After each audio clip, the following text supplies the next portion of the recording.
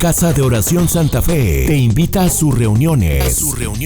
Miércoles 8 p.m., domingos 8 a.m. y 11:30 a.m. Estamos ubicados en Plaza Santa Fe, Boulevard República de Honduras 104, Interior 9, Hacienda Santa Fe, Tlajomulco de Zúñiga, Jalisco. Casa de Oración Santa Fe, un lugar para adorar. ¿Cómo están? ¿Bien? ¿Listos? ¿Recuerdan lo que vimos la semana pasada? Sí, a ver, ¿qué vimos? No se vale ver. Llamamiento de Dios, exactamente. ¿Y qué más hablamos sobre eso? El agradecimiento y el amor que tenemos para servir en la obra. ¿Qué más vimos? Así como la Biblia menciona que todos somos un cuerpo, pero cada uno Dios lo puso en diferentes funciones dentro del cuerpo de Cristo, y así funciona la iglesia. Nadie es menos que nadie o más que alguien, todos somos iguales.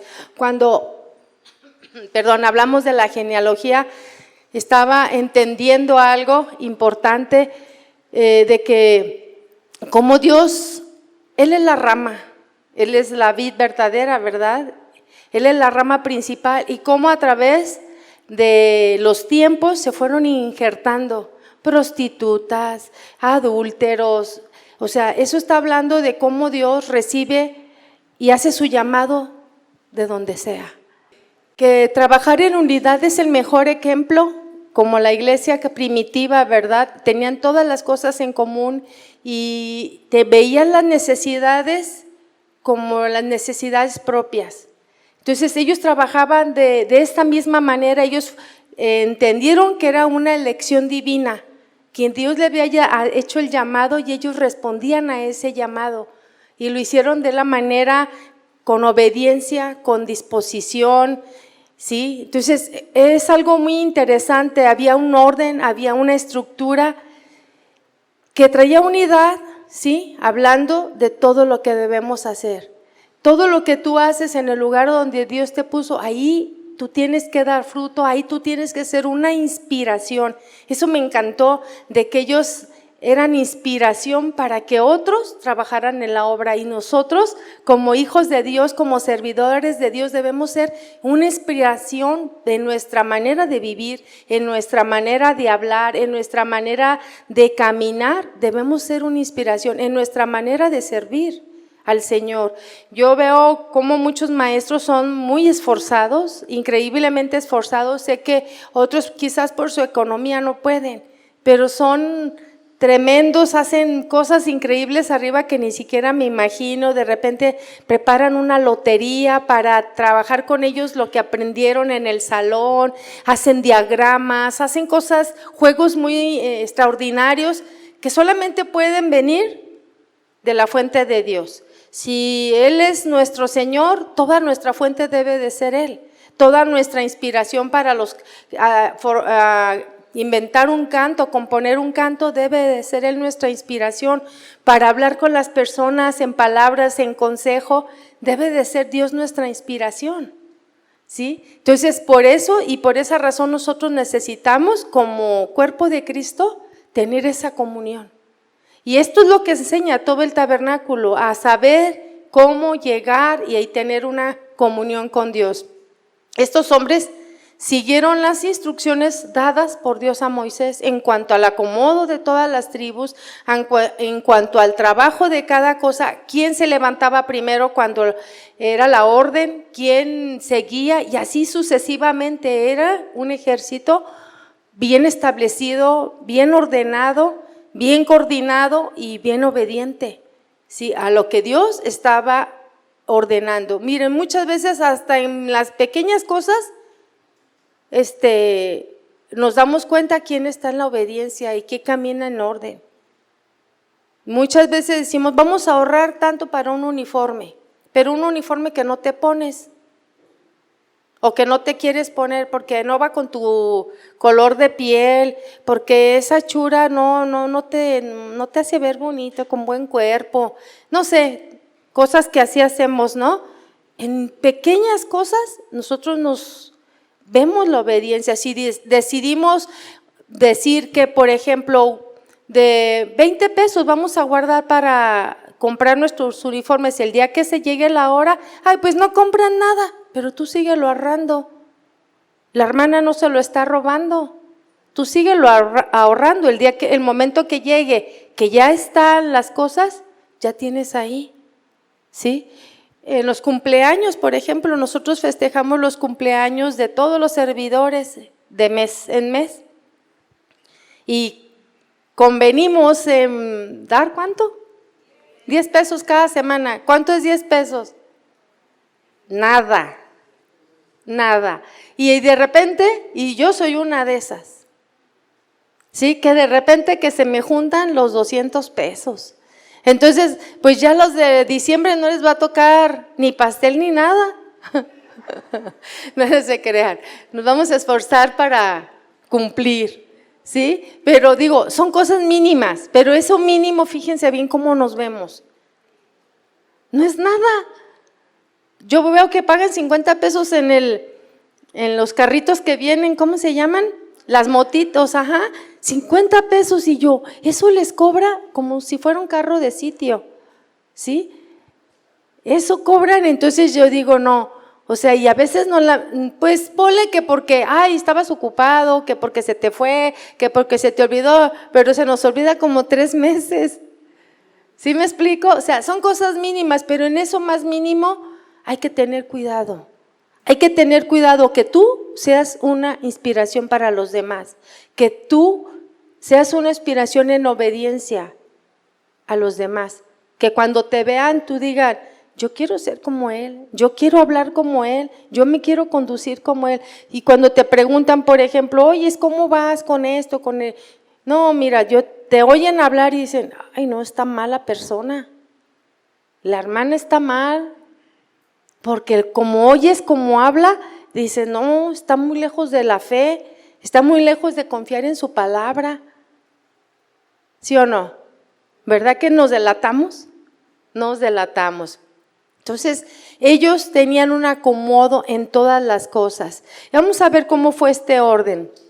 Estos utensilios fueron colocados. Vamos a empezar por los utensilios que estuvieron dentro de esa tienda, dentro de esa carpa, dentro de ese tabernáculo o tienda de reunión. ¿Cómo fueron acomodados? Todas las cosas tenía que ver. Y cada cosa fue acomodada como Dios lo diseñó. Él lo dijo así. Y dice que los utensilios fueron colocados de adentro hacia afuera. O sea, no lo pusieron como les dio la gana. Eso va allá. Como cuando uno se cambia de casa, ¿verdad? Y llega con todas las cajas, y las cajas a veces no tienen nombre, de aquí a que las destapas, pues eso va para el cuarto de acá, para la cocina, y así sucesivamente. No, ellos no hicieron esto, o sea, ellos sabían exactamente dónde iba a estar cada mueble. Y por alguna razón, Dios estaba probando la obediencia y las instrucciones que les había dado. Entonces, los utensilios fueron colocados de adentro hacia afuera, del lugar santísimo hacia la puerta. Fíjense bien cómo fue acomodado todo. Y qué importante era esto para el pensamiento de Dios, lo vamos a entender más adelante.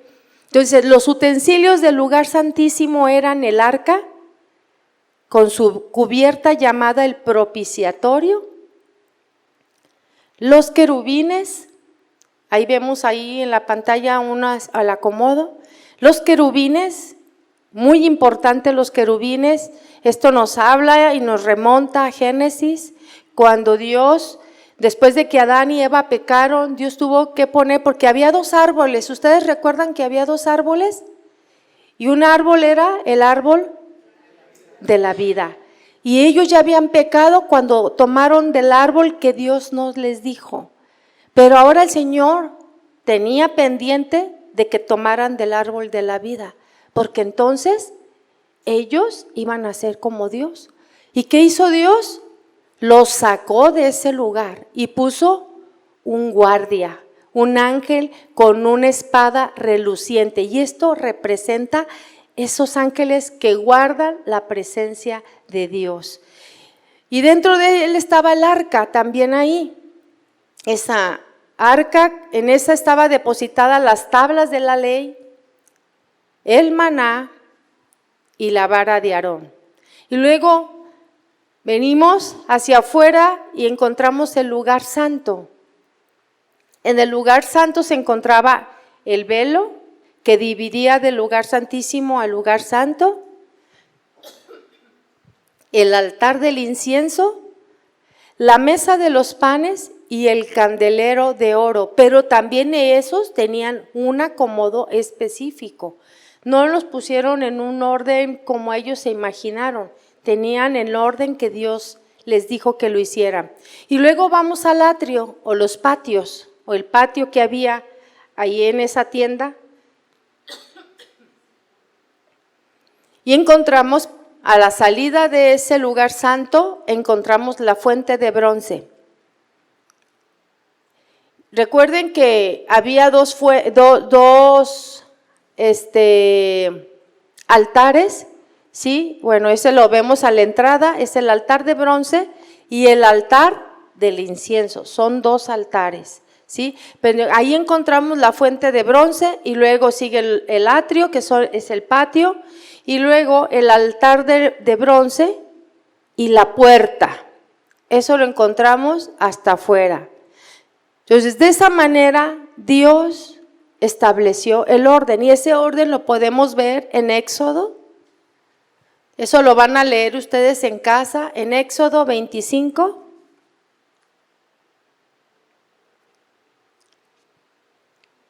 Todo Éxodo 25, el capítulo 26 y 27, ahí está hablando de todo el orden que Dios utilizó. Nosotros vamos a leer otros versículos aquí más adelante. Entonces, como Dios estableció cómo se deberían de acomodar las cosas, Dios tenía un principio. Y el principio es que el orden que Dios estableció es que la salvación viene de Dios hacia el hombre. Y eso es lo que representa el acomodo en el lugar santísimo.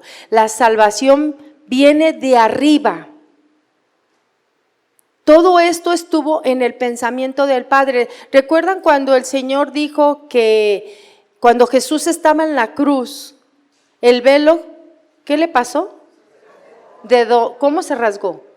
De arriba a abajo. Quiere decir que nuestra salvación viene de arriba. ¿Sí? Entonces, ese lugar santísimo representa el lugar que se asciende, ¿sí? Ese lugar de arriba, donde Dios muestra nuestra salvación. ¿Sí? Esto nos recuerda que el camino del Hijo de Dios, ¿sí? Que el Padre mandó a su Hijo, ¿sí? Que el camino del Hijo de Dios que descendió del seno de su Padre al pesebre en la ciudad de Belén y después a la cruz del Calvario, desde la cual alcanzó al pecador en todo su pecado. Eso es lo que representa ese lugar santísimo. Lo repito, esto nos recuerda el camino del Hijo de Dios que descendió del seno de su Padre. Descendió al pesebre en la ciudad de Belén y después a la cruz del Calvario, al pesebre en la ciudad de Belén y después a la cruz del Calvario, desde la cual alcanzó al pecador en todo su pecado. Entonces, esto nos enseña que nuestra salvación viene de arriba.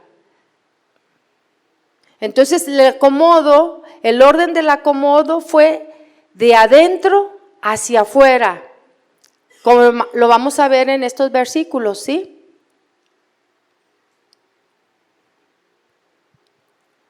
Ahí en Éxodo 25:10, está hablando del orden del arca que yo les dije que leyeran, ¿sí? Así podemos ver nosotros que la obra de Dios empieza de dentro de nosotros hacia afuera. La obra que Dios hace cuando nosotros conocemos a Jesús como nuestro Salvador, la obra que Dios empieza a hacer, la empieza a hacer desde dentro de nuestro corazón, hacia afuera. Por eso la Biblia nos enseña que hay muchos que tienen una falsa piedad, ¿verdad? Que parecen que son de nosotros, pero no son de nosotros. La obra que Dios hace, la hace de adentro de nuestro corazón. Y entre nosotros dice la Escritura que la cizaña y el trigo crecen juntos y parecieran igual. Pero cuando ustedes acuden a la cizaña, esta no tiene nada de fruto. Entonces, sí se diferencia cuando Dios está haciendo una obra en el corazón de las personas, porque sus frutos lo van a delatar.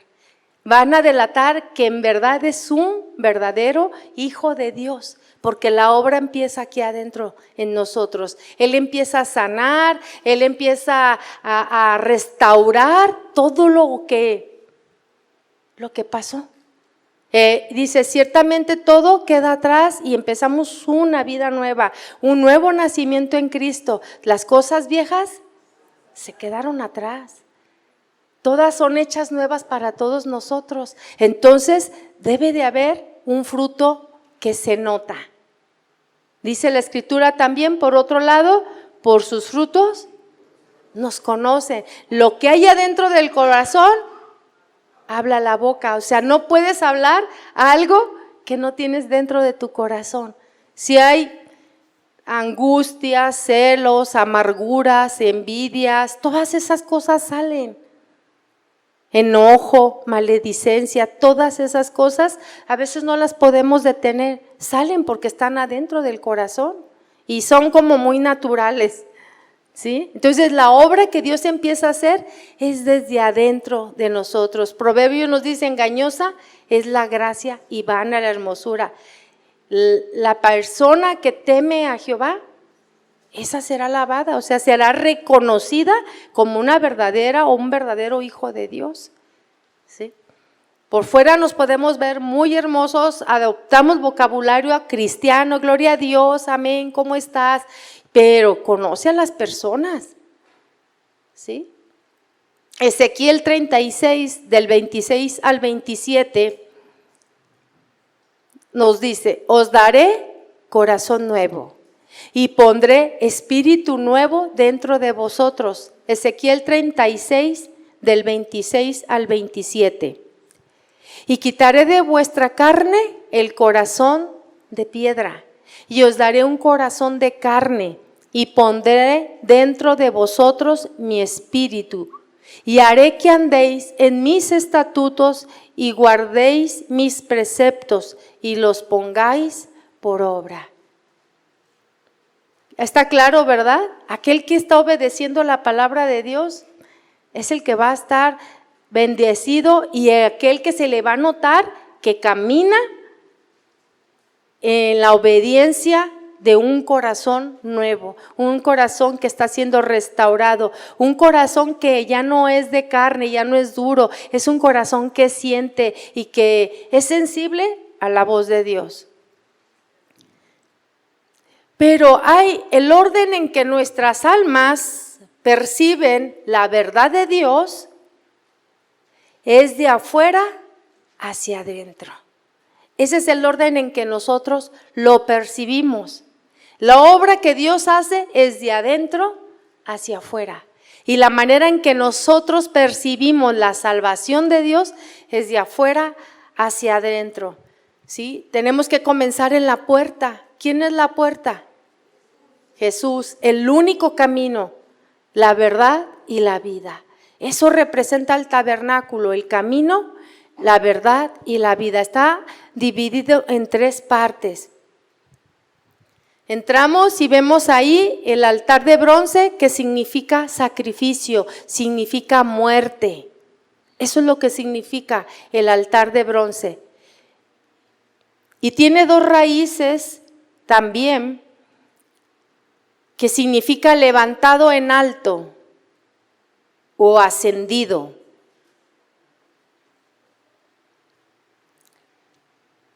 Llegamos a la fuente, ¿sí?, de bronce donde estaba el agua y se lavaban los sacerdotes, y representa la verdad que santifica. Seguimos hasta llegar al lugar santo, el lugar donde significa comunión. Todo eso lo vamos a estudiar más adelante, de uno por uno, y van a verlo y lo interesante que es. Y que ninguna cosa se le pasó al Señor, todo está cubierto en Él. Y eso nos debe dar mucho gusto, saber que estamos en las manos de un Dios que está vivo, en las manos de un Dios que nos ama, que nos cuida, ¿verdad? Y que tiene cuidado de todas las cosas, en la soberanía de Él. Estamos pasando lo que pasamos porque Él siempre tiene cuidado de nosotros. Y vamos al lugar último, que es el lugar santísimo, donde está el trono de Dios, y ese lugar significa glorificación.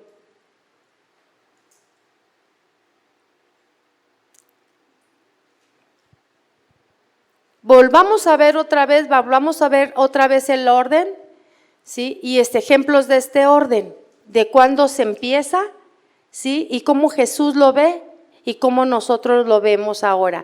Veamos al capítulo 1 de Efesios, por favor. En ese capítulo 1 de Efesios, el Señor nos habla de su gloria y de su propósito, de su gracia en Cristo antes de que el mundo fuera.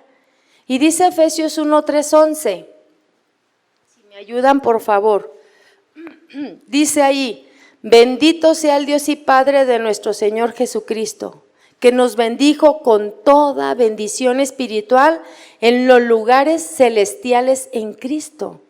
Según nos escogió Él antes de la fundación del mundo, para que fuésemos santos y sin mancha delante de Él, en amor, habiéndonos predestinado para ser adoptados hijos suyos por medio de Jesucristo, según el puro afecto de su voluntad, para alabanza de la gloria de su gracia, con la cual nos hizo aceptos en el amado, en quien tenemos redención por su sangre, el perdón de pecados, según las riquezas de su gracia, dándonos a conocer el misterio de su voluntad, según su beneplácito, el cual se había propuesto en sí mismo de reunir todas las cosas en Cristo, en la dispensación, o sea, en cada etapa, ¿sí? Del cumplimiento de los tiempos, así las que están en los cielos como las que están en la tierra. En Él asimismo tuvimos herencia, habiendo sido predestinados conforme al propósito del que hace todas las cosas según el designio de su voluntad. Pues vemos ahí que el propósito de la salvación ya estaba en el corazón de Dios, ahí en el cielo, y de mandar a su Hijo Jesús para salvarnos a nosotros. Él ya nos había predestinado para que toda la gente que decidiera escoger el camino pudiera ser salvo. No que a unos los escogió y a otros no, a todos los escogió por igual, para que aquel que decida abrazar ese regalo por gracia pueda ser salvo. Y Efesios 2, del 5 al 6, donde nos habla cómo Dios busca al hombre y le encuentra en pecado. Después lo levanta y lo sienta en lugares celestiales en Cristo Jesús. Y vamos a ver qué dice Efesios 2, dice 2:5, aún estando nosotros muertos en pecado, nos dio vida juntamente con Cristo. Por gracia sois salvos. Y juntamente con Él nos resucitó y asimismo nos hizo sentar en los lugares celestiales con Cristo Jesús. Imagínense, Él nos dio todas esas bendiciones, nos habló de toda la historia, dice, para que de ella aprendiéramos. Y nos dio todas esas bendiciones, todas esas promesas para que confiáramos. Tú cuando le das a un hijo una promesa, tú le dices, mira hijo, te voy a dar esto, te voy a permitir esto, o te voy a sacar a tal lugar, pero si tú haces esto y esto y esto, ¿cierto? Y nosotros, si vemos que nuestro hijo cumplió, pues le ofrecemos el regalo que le dijimos. Y es así mismo, el Señor nos dio todas esas hermosas promesas para no solamente disfrutarlas cuando estemos con Él, nosotros podemos disfrutar de sus bendiciones aquí en la tierra. Y nos da esas bendiciones, pero conlleva una obediencia de nuestra parte. Entonces, si nosotros obedecemos, por seguro que las bendiciones que Él ha prometido se cumplirán en nosotros. Todas esas son promesas que nos regaló para nuestro beneficio, para bendecirnos. Entonces, este ejemplo nos enseña que la obra divina es del lugar santísimo hacia la puerta del atrio, ¿sí? Y de la puerta regresa al lugar santísimo. ¿Estamos entendiendo? ¿Los estoy revolviendo? ¿No? Pero vamos a ver lo que dice Romanos con esto que estamos estudiando. Romanos 1. Vemos que Dios comienza en la puerta del atrio con la condición perdida del hombre. Todos éramos pecadores, todos estábamos perdidos, ¿sí? Y todos necesitábamos la salvación. Todos necesitábamos llegar a ese lugar de la muerte, necesitábamos entrar por ese camino y entrar por la puerta correcta. Entonces dice Romanos 1, del 1 al 6, Pablo, siervo de Jesucristo, llamado a ser apóstol, apartado para el evangelio de Dios, que Él había prometido antes por sus profetas en las Santas Escrituras, acerca de su Hijo, nuestro Señor Jesucristo, que era del linaje de David según la carne, que fue declarado Hijo de Dios con poder, según el Espíritu de santidad, por la resurrección de entre los muertos y por quien recibimos la gracia y el apostolado, para que la obediencia a la fe en todas las naciones por amor de su nombre, entre las cuales estáis también vosotros llamados a ser de Jesucristo. Aquí Pablo, por medio de Romanos, nos está enseñando, ¿sí?, que nosotros necesitamos llegar a ese lugar del encuentro, el lugar de la entrada, el lugar de morir y de un sacrificio. Todos nosotros, veamos Romanos 2, por favor, del 2 al 23 y 24. Aquí nos enseña entonces que por medio de la salvación, Romanos 2, del 23 al 24, nos enseña que por medio de la salvación lo saca de la condenación a todo el pecador, santificándolo por la fe. Y dice Romanos 2, porque está escrito, el hombre de Dios es blasfemado entre los gentiles por causa de vosotros, pues en verdad la circuncisión aprovecha si guardas la ley, pero si eres transgresor de la ley, tu circuncisión viene a ser incircuncisión.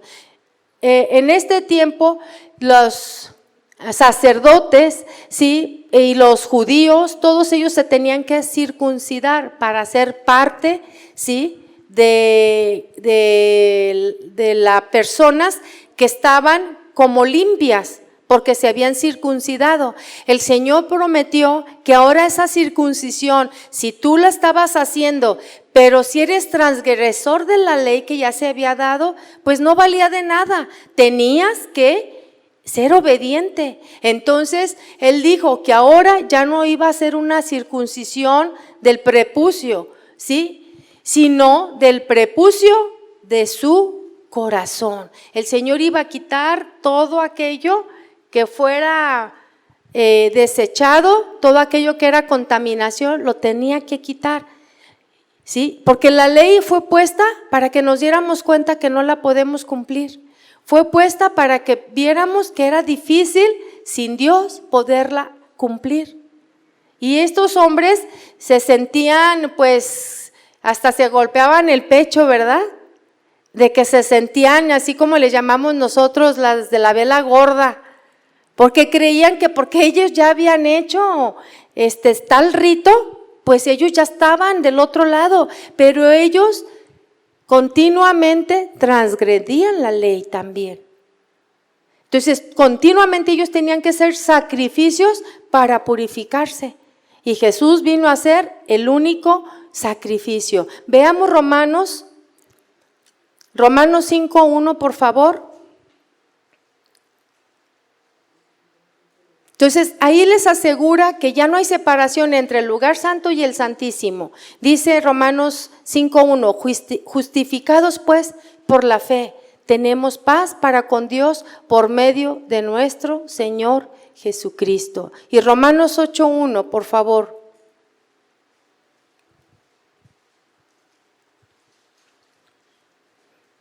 Dice pues así, ahora pues ninguna condenación hay para los que están en Cristo Jesús, los que no andan conforme a la carne. Ahí hay unos puntos suspensivos, pongámosle así. Dice, ahora pues ninguna condenación hay para los que están en Cristo Jesús. Todos entramos ahí, ¿perfecto? ¿Sí? Pero aquí no, ¿sí? Los que no andan conforme a la carne, ellos tienen condenación porque viven en la carne y ay, me siento mal, ay, creo que la regué, y viven así condenados porque viven en la carne. ¿Sí? Los que no andan conforme a la carne, sino conforme al Espíritu. ¿Ves que hay una división? ¿Sí? Entonces no hay condenación para aquellos que viven en el Espíritu. Así debería de ser, sin esos puntos suspensivos.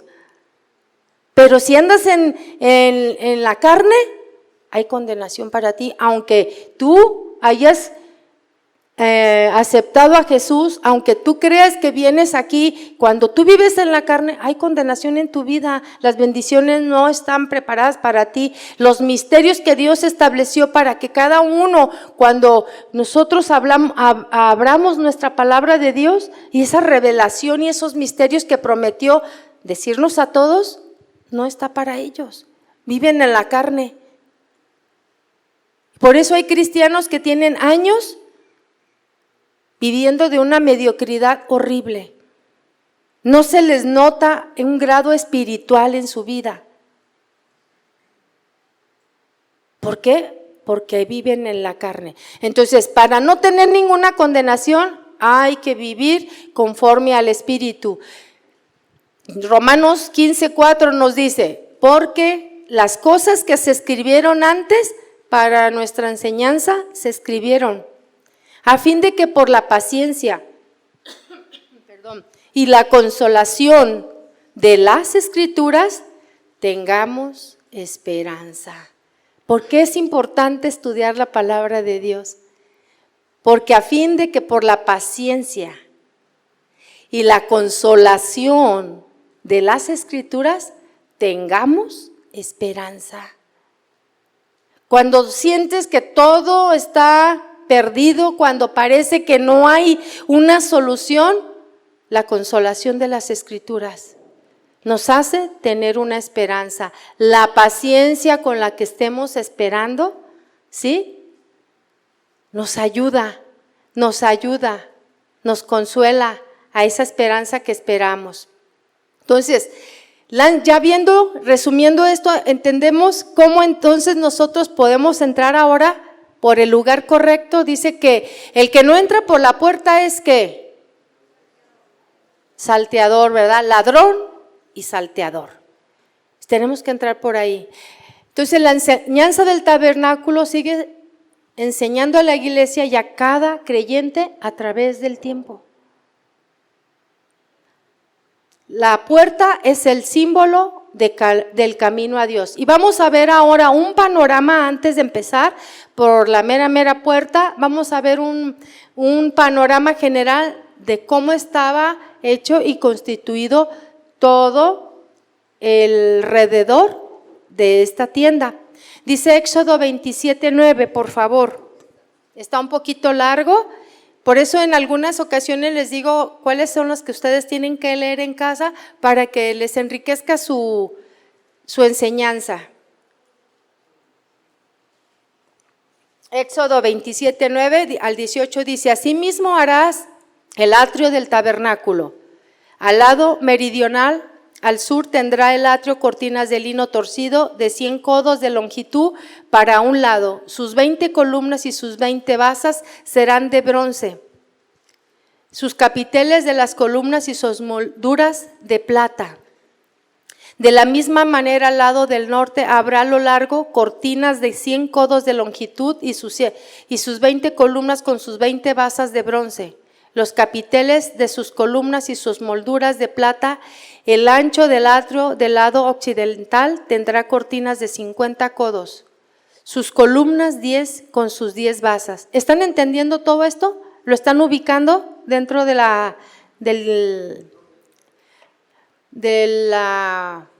figura que estamos viendo? Bien. Y en el ancho del atrio, por el lado del oriente al este, habrá 50 codos. Las cortinas a un lado de la entrada serán de 15 codos, sus columnas 3 con sus 3 basas, y al otro lado 15 codos de cortinas, sus columnas 3 con sus 3 basas, y para la puerta del atrio habrá una cortina de 20 codos de azul, púrpura y carmesí, y lino torcido de obra de recamador. Esta parte que dice obra de recamador se refiere a una técnica de bordado ornamental que utilizaban hilos de diferentes colores. Si ustedes ven, tenía diferentes colores y materiales, ¿sí?, para crear diseños decorativos de recamar, así se llama, que significa adornar y embellecer con hilos de oro, plata o seda. Sus columnas 4 con sus 4 basas. Todas las columnas alrededor del atrio estarán ceñidas de plata. Sus capiteles de plata y sus basas de bronce.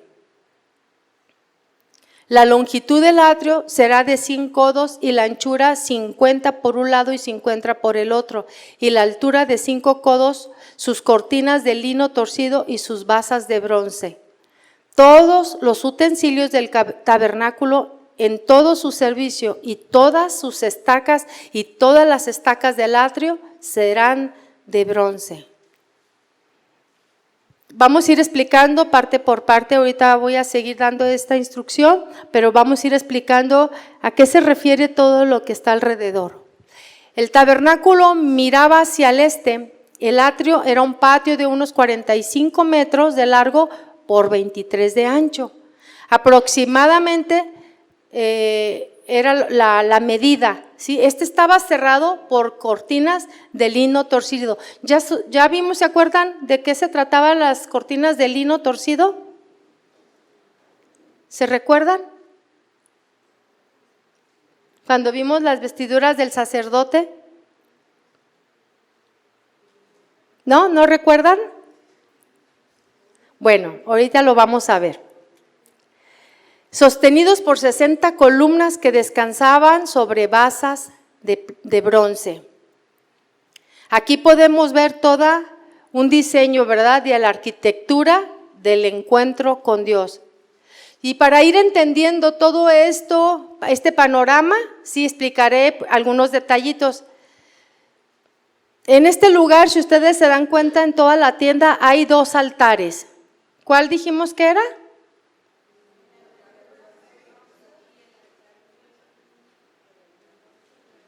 A ver, así manitas. ¿El altar de qué? De bronce. ¿Y el altar de qué? Del incienso. ¿El altar de bronce para qué era? ¿Para qué? Sacrificio, muerte, ¿verdad? ¿Y el altar de incienso?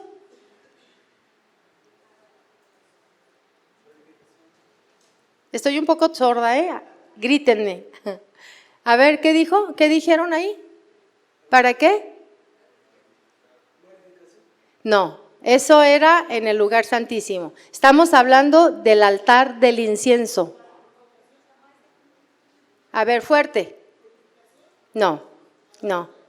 Adoración, alabanza, oración. Eso es lo que representa. Dice que nuestras oraciones suban como incienso. De ese altar se trata. De ese altar de cuando estamos en nuestra alabanza, que suba, dice la Escritura, como un olor grato. Esto está hablando de una comunión. ¿Cuándo nosotros podemos tener una comunión?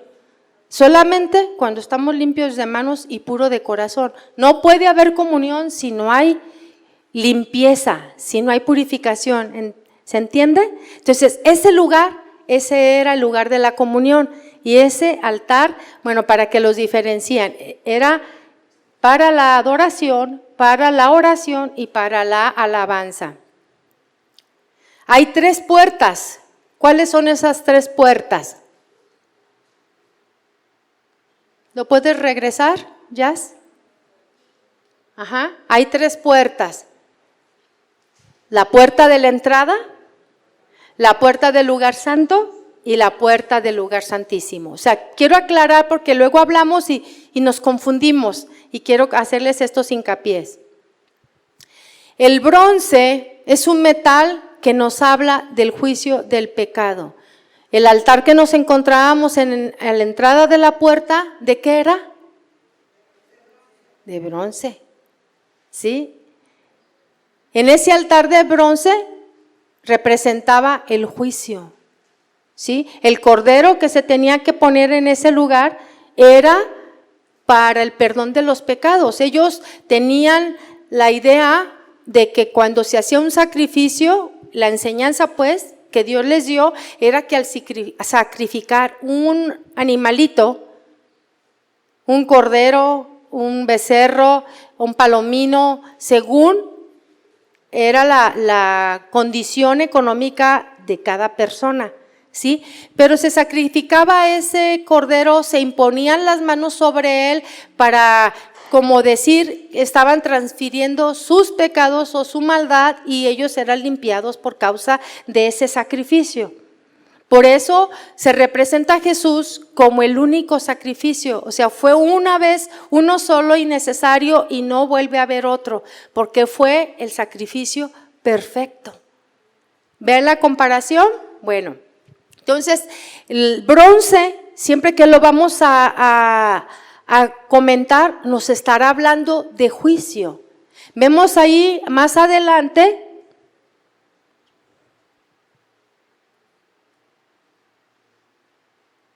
Ahí no se pierde, ¿verdad? ¿Sí se ve? Pero no lo alcanzo a ver yo. Lo veo afuera, pero adentro no. ¿Sí se ve? Se pierde, ¿verdad? Porque está rojo, ok. Ahí sigue la fuente de bronce. ¿Por qué de bronce? Si no era que se lavaban las manos. ¿Por qué de bronce?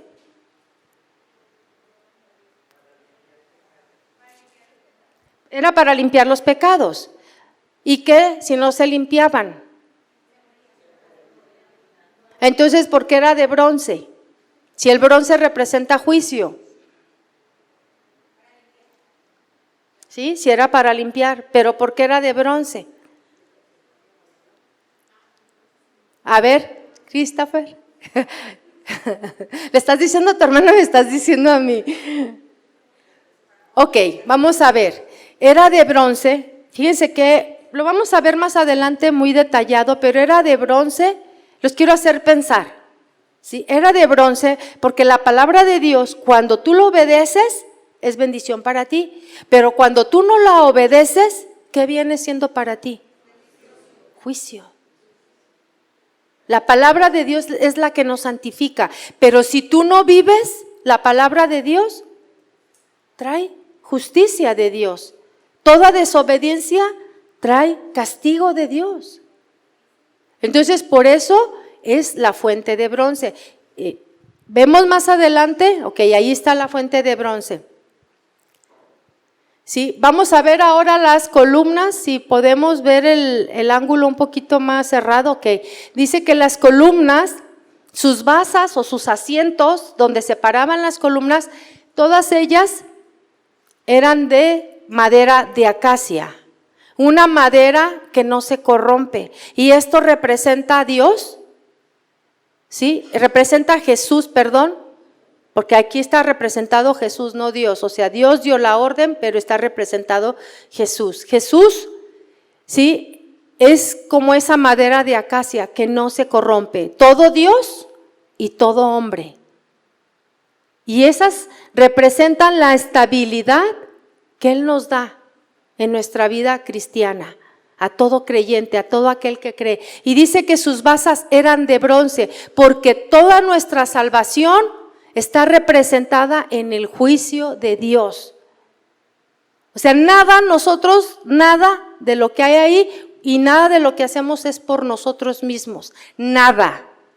Fue la obra de Jesucristo. Por eso esas tablas representan que están sobre bronce, ¿sí? Que representa el juicio que Dios llevó por cada uno de nuestros pecados. Y dice la Escritura que tenía capiteles de plata. Esos capiteles son las partes de arriba, con molduras, dice ahí, y que eran de plata. Ese fue el precio que se pagó por nuestro pecado. Fue el precio que se pagó. La plata representa, ¿sí?, la redención por nosotros. Y vamos a ver otra más adelante en el centro las otras entradas de la puerta, que había esas mismas bases de madera o columnas, pero dice la Escritura que estaban ceñidas de oro. Estamos hablando de Jesús, todo hombre, pero toda divinidad. ¿Sí? Y estaban cubiertas de oro, por eso habla de la divinidad de Jesús. Entonces, toda la base de nuestra justificación está en Cristo Jesús.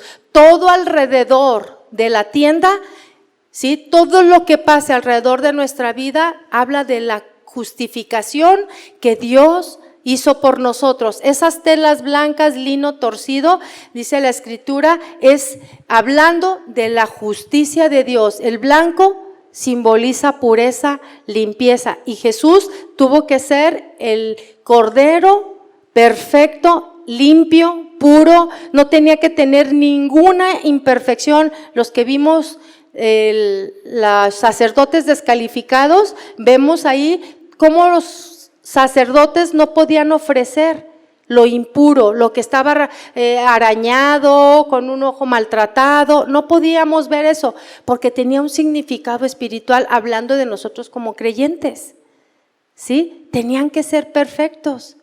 Entonces, en Jesús, ahora nosotros nos estamos perfeccionando.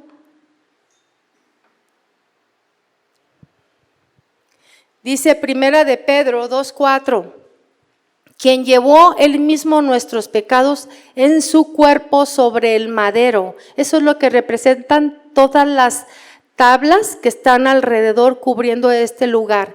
Dice que él mismo llevó nuestros pecados en su cuerpo sobre el madero, para que nosotros, estando muertos a los pecados, vivamos a la justicia, y por cuya herida fuimos sanados. Isaías 53:4 al 5, ciertamente llevó él nuestras enfermedades y sufrió nuestros dolores, y nosotros le tuvimos por azotado, por herido de Dios y abatido. Mas él herido fue por nuestras rebeliones, molido por nuestros pecados. El castigo de nuestra paz fue sobre él, y por su llaga fuimos nosotros curados. Fíjese bien, me impresiona esta palabra cuando dice, y nosotros le tuvimos por azotado, por herido de Dios y abatido. O sea, Dios estaba tratando con el Hijo nuestro pecado. Su Padre estaba tratando con él. Por eso había una separación abismal.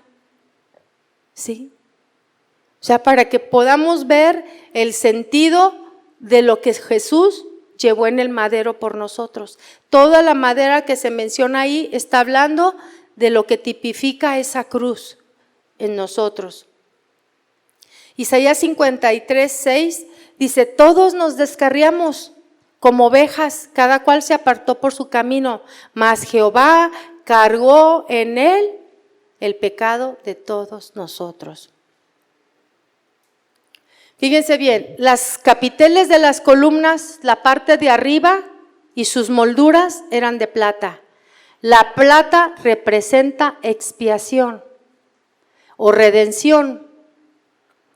Vamos a leer Éxodo, esa queda de tarea, Éxodo 38, del 25 al 28, eso lo leen en casa, pero vamos a dar una pequeña explicación de algo de lo que se refiere esto, y aquí vamos a terminar.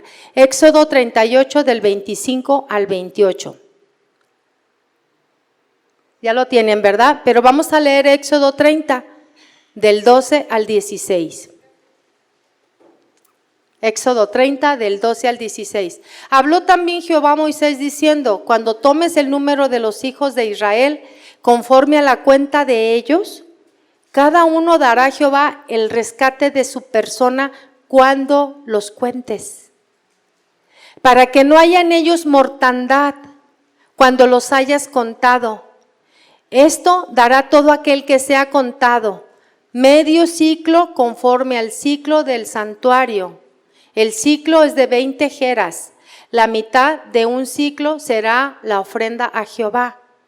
Todo el que sea contado de 20 años arriba dará la ofrenda a Jehová. Ni el rico aumentará, ni el pobre disminuirá del medio ciclo. Cuando dieren la ofrenda a Jehová para hacer expiación por vuestras personas, y tomarás de los hijos de Israel el dinero de las expiaciones y lo darás para el servicio del tabernáculo de reunión. Y será por memorial a los hijos de Israel delante de Jehová para hacer expiación por vuestras personas. ¿Sí? Aquí vemos dos cosas. Dos cosas aparecen en el primer versículo de esta instrucción. Uno, la ocasión. Dos, el objeto de la expiación. Vamos a ver cuál es ese punto de la ocasión.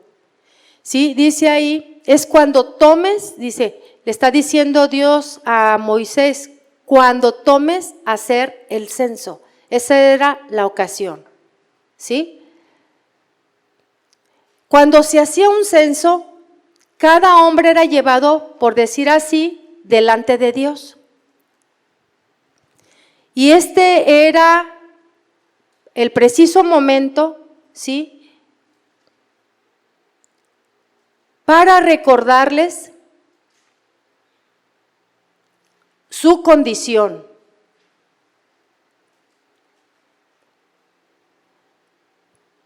Y por consiguiente, la necesidad de su redención. Esto les daba a entender cuando los tomaban para el censo, que todos necesitan un rescate para su alma. Si no, ellos iban a morir. Iba a haber mortandad en ellos. El objeto, ¿sí?, para que dice la escritura aquí que leímos, para que no haya en ellos mortandad. Por eso deberían de dar ese medio ciclo de plata, para que no haya en ellos mortandad, que significa, sí, la redención por sus vidas. Ya que se ha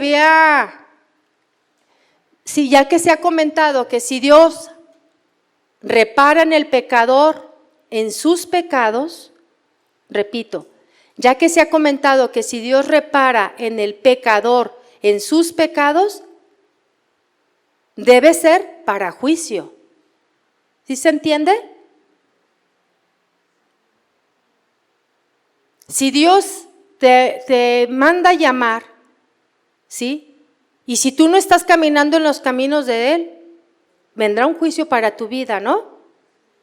Eso es lo que le estaba diciendo a todos esos hombres. Cuando ellos daban su ofrenda de redención, eran librados de esa mortandad. Ok, vamos a seguir adelante. Entonces, si Dios repara en el pecador en sus pecados, debe ser para juicio, a menos que esté bajo la protección de la expiación. ¿Sí quedó claro?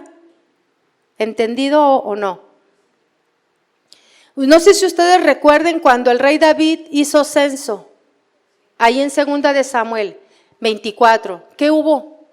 Una mortandad.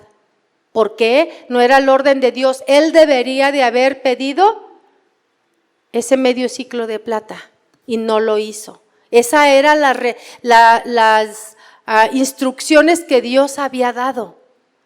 ¿Sí? Y eso era sombra y figura de lo que vemos ahora. Entonces, esos capiteles representan, porque esos capiteles fue la ofrenda que todo el pueblo de Israel dio en el desierto para que se hicieran esos capiteles. Entonces, eso representa, no que ellos hayan pagado su propia justicia, sino representa la justicia de Dios sobre ellos. Entonces, cuando Samuel no obedeció, pues hubo una mortandad y Dios le dio 3 maneras de que iba a hacer juicio con él. ¿Se recuerdan? Y que dijo, no, Señor, mejor tú júzgame, que seas tú, pero no el hombre, porque el hombre no tiene piedad y tú eres amor.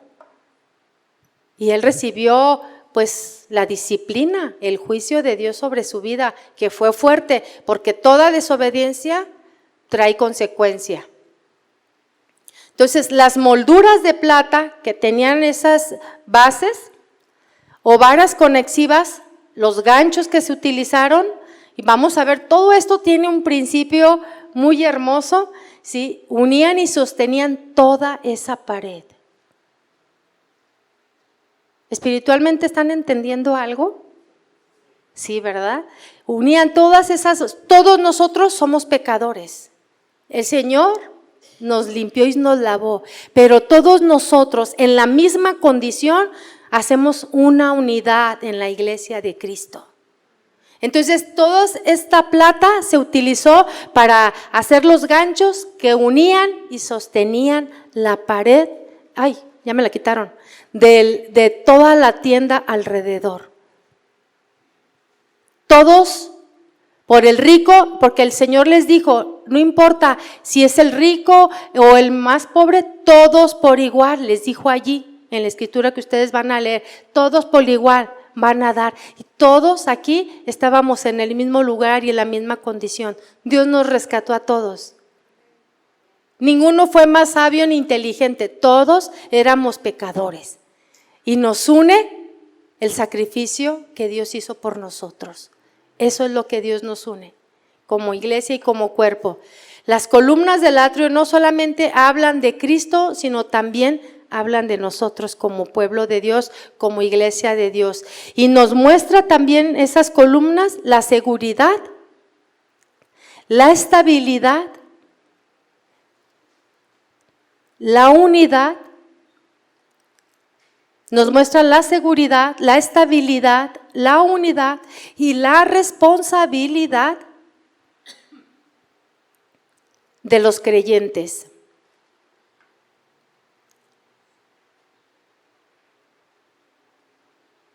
Seguridad, porque las columnas levantadas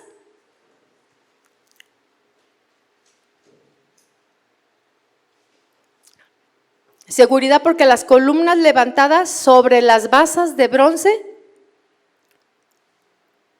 simbolizan al creyente edificado sobre la obra perfecta de Cristo.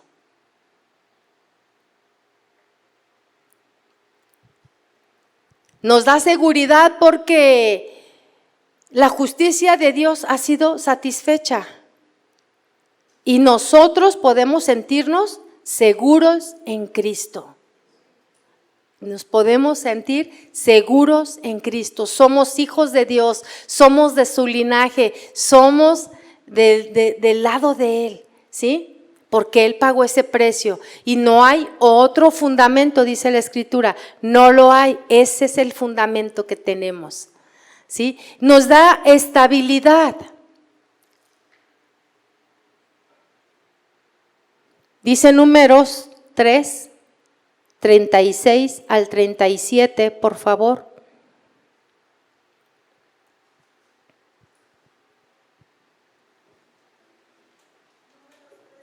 3:36 al 37.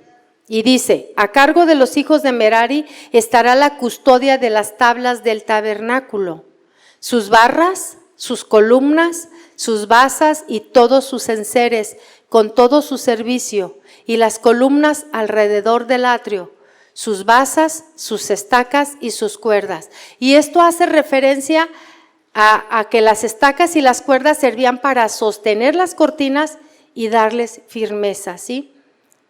Así nosotros como creyentes podemos contar que estas estacas son las promesas de Dios, las cuales nos dan estabilidad. Son las promesas de Dios las cuales nos dan estabilidad en nuestra experiencia cristiana.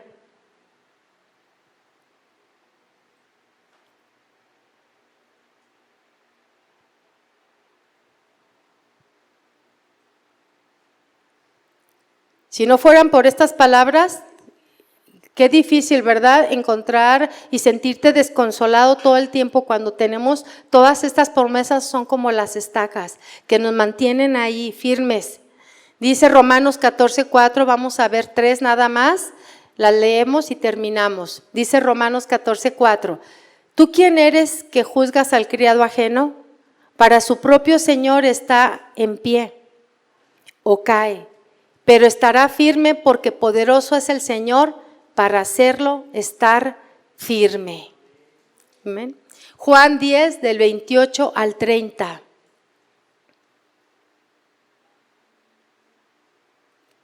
Juan 10, del 28 al 30. Y yo les doy vida eterna, y no perecerán jamás, ni nadie las arrebatará de mi mano.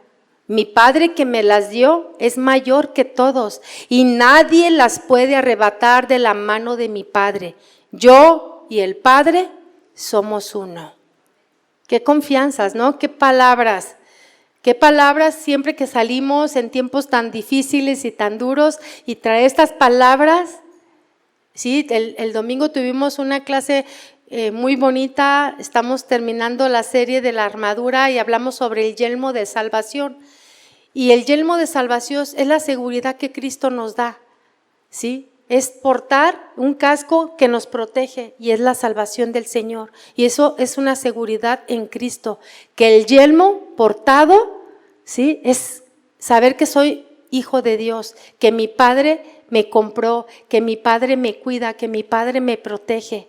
Y esta es una protección a todos mis pensamientos, a todas mis ideas que puedan venir de afuera. Es una protección de la salvación que Dios me ofreció, del regalo que Dios me dio.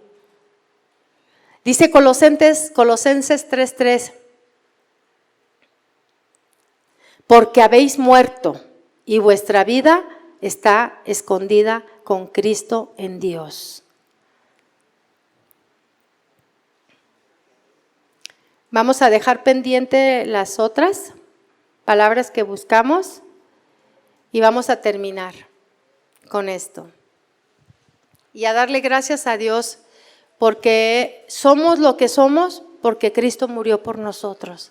Amén. Estamos firmes porque Él cuida de nuestra vida. Amén. Sus promesas en Él son sí y amén. Amén. Gracias, Señor, porque eres bueno. Gracias, Señor, por tu palabra preciosa. Gracias, Señor, porque entre más adentramos y vemos con esa luz, más entendemos cómo eres tú, Señor, qué es lo que piensas. Cuando estamos estudiando cada principio, podemos conocer tu pensamiento, Señor, y con cuánto amor, Señor, diseñaste arquitectónicamente cada detalle, Señor. Cada detalle sin faltar ninguno de ellos, Señor. Gracias, porque ahí estaba yo, Señor, en tu pensamiento estaba yo. Y yo te doy gracias porque ahora soy tu hija, ahora soy salva y yo sé que tú tienes cuidado de mí, Señor, que el cielo y la tierra pasarán, pero tu palabra no, Señor. Y tú la cumples con aquellos que caminan en obediencia. Te damos gracias en el nombre de Jesús. Amén y amén. Yo quiero decirles, si hay alguna duda, si queda alguna duda, son versos a veces difíciles de entender y tengo que estudiar mucho para poderlo explicar. Pero si mi explicación no ha sido clara, no me lo sé todo, y quiero seguir aprendiendo y avanzando, pero yo les quiero pedir, si hay alguna duda, me lo escriban, y si no, pues se las hago más grandes, si no se las puedo resolver, no se crean. Hoy les pregunto a los pastores y podemos sacar una buena respuesta, pero el punto es que usted no se vaya con una idea equivocada de algo que no es, ¿sí? Entonces, escríbamelo y con mucho gusto dénmela, y yo me comprometo a investigar, a escudriñar lo que usted no entiende y podérselo explicar, ¿sí? Por favor, gracias. Que Dios les bendiga. Alguien comentó ahí que no entendía mucho de esto. Yo sé que es algo difícil de entender, entonces voltean la página y seguimos adelante, pero no se trata de eso. Se trata de que cuando tú entiendes esto, tú ves las cosas de otra manera, ¿sí? Empiezas a leer la Escritura de otra forma. Y eso es lo que deseo en mi corazón, porque ahora que yo lo leo, yo puedo ver cuándo me tengo que ir, hasta qué lugar. Si están leyendo Hebreos en su casa, lean Hebreos, ¿sí? Va de complemento con esta historia. ¿Salen? Dios les bendiga. Buenas tardes. Casa de Oración Santa Fe te invita a sus reuniones. Miércoles 8 p.m., domingos 8 a.m. y 11:30 a.m. Estamos ubicados en Plaza Santa Fe, Boulevard República de Honduras 104, Interior 9, Hacienda Santa Fe, Tlajomulco de Zúñiga, Jalisco. Casa de Oración Santa Fe, un lugar para adorar.